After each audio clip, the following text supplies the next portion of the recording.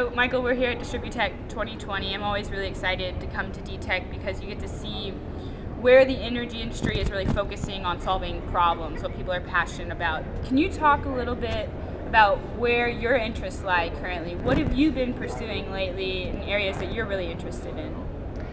A lot of what I have been pursuing recently relates to e-mobility, and this is the intersection of transportation and the grid.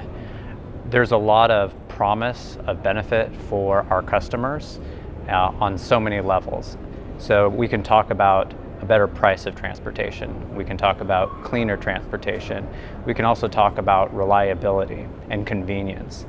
So I get really excited when I think about people being able to drive cleaner, cheaper, more convenient, and be able to drive these nice cars that, in many ways have more digital devices than we really see on our current conventional vehicles.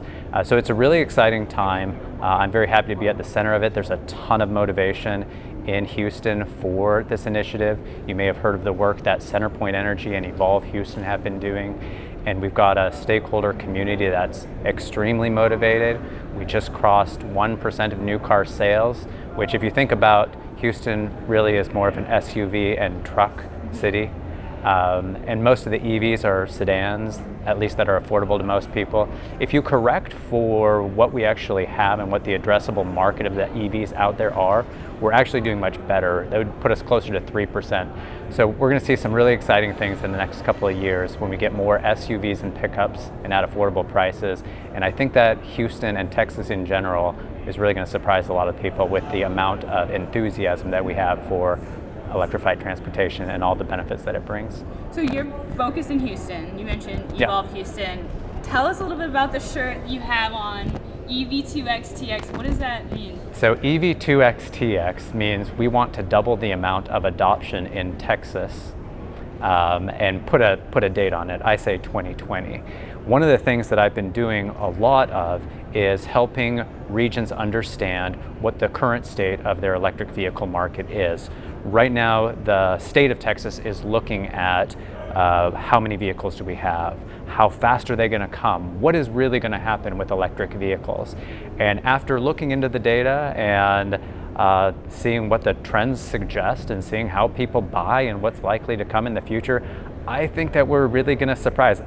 Evolve Houston has a goal of 30 by 30 for Houston, and we're sort of rallying all the stakeholders to that. I see Texas being 30 by 30 as well. And I think that when we revisit this in 5 years, in 2025, we're going to say that 30% of new car sales by 2030 wasn't nearly aggressive enough.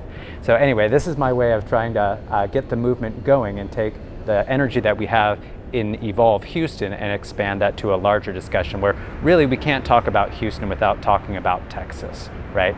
Right. And once you do meet that goal, because I do believe you'll meet the goal, how do you expect that to impact the grid in the Houston area? Well, I think the most exciting way that it's going to impact the grid is it's going to mean that customers get more value out of an existing asset that they've already invested in.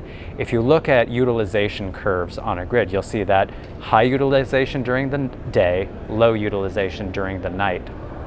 And what we have with electric vehicles is we have these very flexible loads that are easily programmable to charge at night. So we can use all that latent capacity, which is mostly generated at night when we have clean wind energy that you practically have to give away.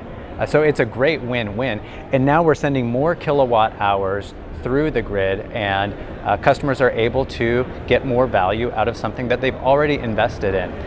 In addition to that, there's so many opportunities for people to get more out of their transportation by having a more connected transportation experience that really comes through the grid and connected technologies.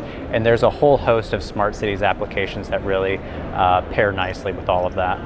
Well, it looks like things are really getting started here. Thank you for taking a few minutes of your time to sit down with us. We really appreciate it. Yeah, thank you. Thank you. So this is EV2XTX. We want to double the amount of EV adoption in Texas. Get on the hashtag and talk about how you think we can achieve that, and tell us why you think that EVs are a great thing for the state of Texas.